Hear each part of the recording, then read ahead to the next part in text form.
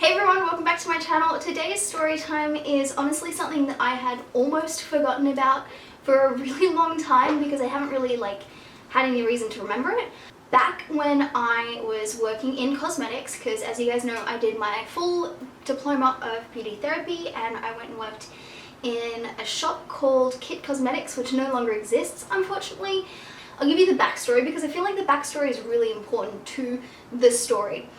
I think I was like 18. I was just 18, possibly 19, and I was working 2 jobs, and one of them, not the one in cosmetics obviously, but the other one when I was working in a souvenir store, I was working for my boyfriend's grandmother. She was the manager there, and my boyfriend at the time, I hope no one sees this that really knows the story or knows the people that I'm talking about, but he wasn't a good guy. He was, I don't think it was abusive. Oh, actually, yeah, no, it was getting abusive by this stage.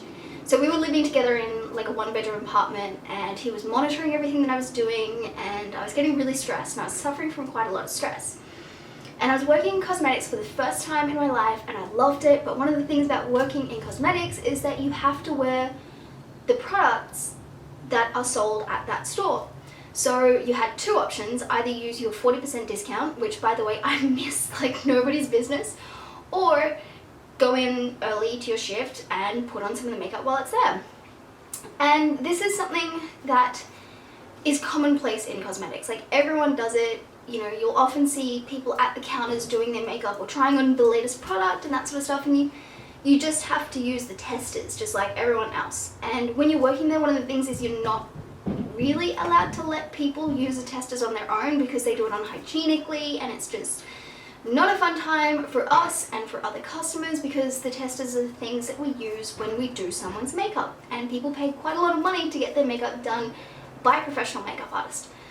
So we would use the testers, and one thing that I've always hated is how thin my lips are, and I've always wanted big, plump, juicy lips like Trisha Paytas. Okay, Trisha Paytas is going a little bit far, but I've got the same kind of thing that Trisha Paytas has, where I've got thin lips, and I so wish I didn't.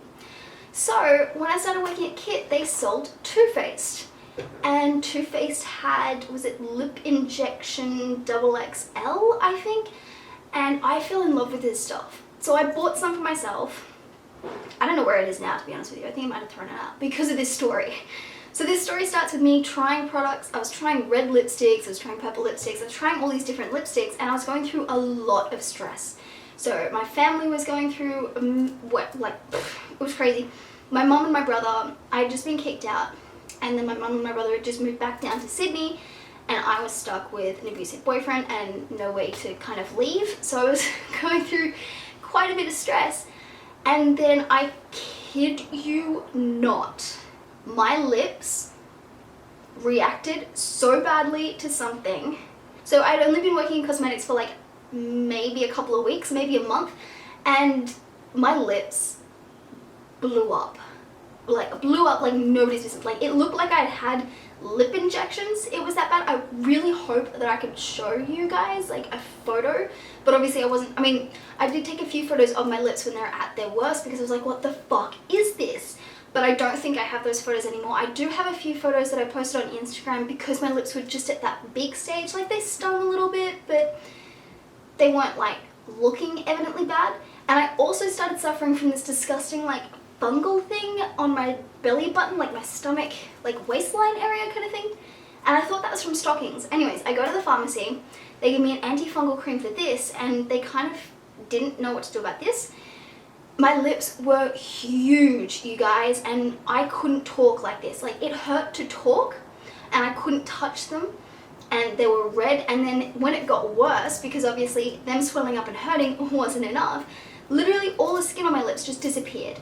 There was no skin on my lips, and they would pus and they would ooze, and this is absolutely disgusting, and I'm sorry if you're not enjoying this at all, but it was terrible, to the point where, like, you know, pus, there's 2 kinds of pus. There's like plasma pus, which is just clear, and then sometimes it's kind of yellowy, and then there's like pimple pus, which is like creamy greeny. Ugh. But anyways, this was like that amber stuff. So it would be wet for a little bit because I'd talk and I'd crack open one of the sores and it would like leak onto my lips, and then it would dry, and then that would hurt more. And oh my god, the reason I remember this is because I woke up this morning and it's winter. This also happened in winter years ago, and in winter my lips do get quite dry, but instead of putting lip balm on, I just kind of bite the skin off. And yesterday this is so gross, yesterday I bit some of the skin off my upper lip, and I woke up and I was like, that feels weird. There was like a ball in my lip, and it was like a little ball of like, it was like a pimple.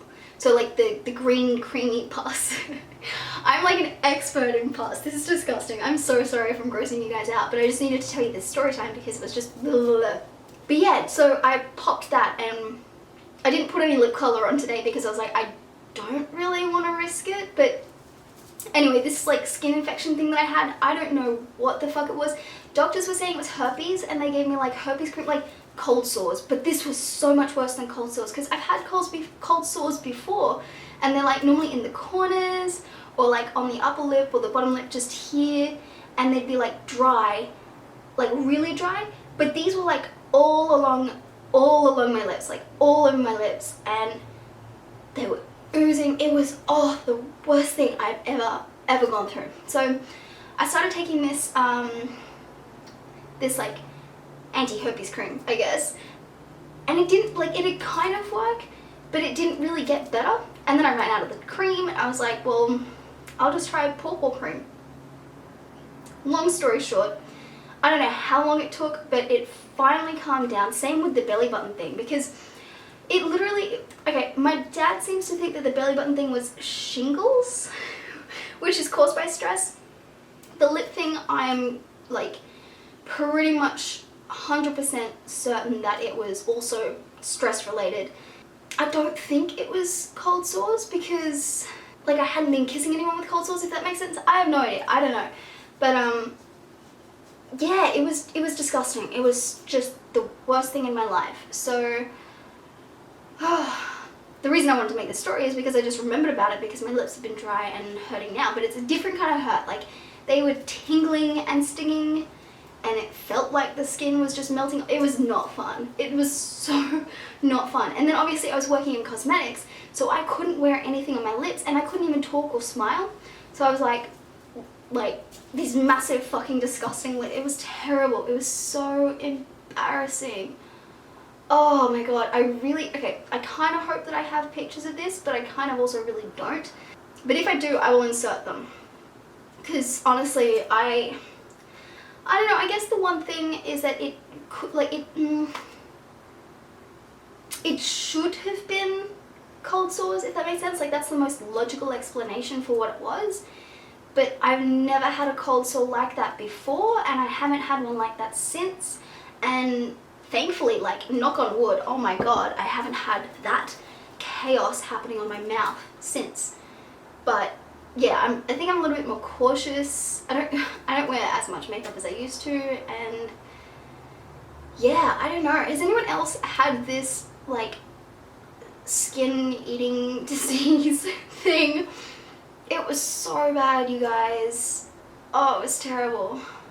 Yeah, and it lasted for a while because I still had it in October. Like, it started in maybe August, September, October. Yeah, it was ages. I had this thing for ages. And I don't even know what got rid of it. So, because you know, if you know what gets rid of something, then you know what causes it, kind of. Ugh. This is honestly the most disgusting thing I have ever had to put up with. And I don't wish it upon anyone. But if you guys are going through a stressful thing, be careful, look after yourself, feed yourself all those vitamins and minerals, and yeah, I'm blaming stress on this one. Like, I'm blaming stress for this because it's just that, like, that's the only thing that I can say it was. Oh, I also had like a stomach problem.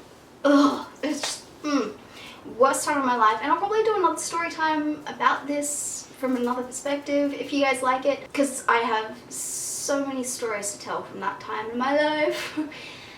But yeah, I'm blaming stress. So if you guys are stressed out right now, please take a minute to look after yourself, have a bath, light a candle, hug a teddy bear. I still sleep with a teddy bear, you guys. I actually sleep with this. Anyways, that is my story on stress and skin eating funguses, I guess. Look after yourselves, guys. I hope you enjoyed this story time. If you did, leave a comment down below and make sure you subscribe so that you know when my next video comes out, because I don't know what the next video that comes out is going to be, and the only way you guys can know that is if you're subscribed. So yeah, check out all my social media platforms, which will be around here, and you guys will see me in the next one, okay? Thank you so much for watching. Bye!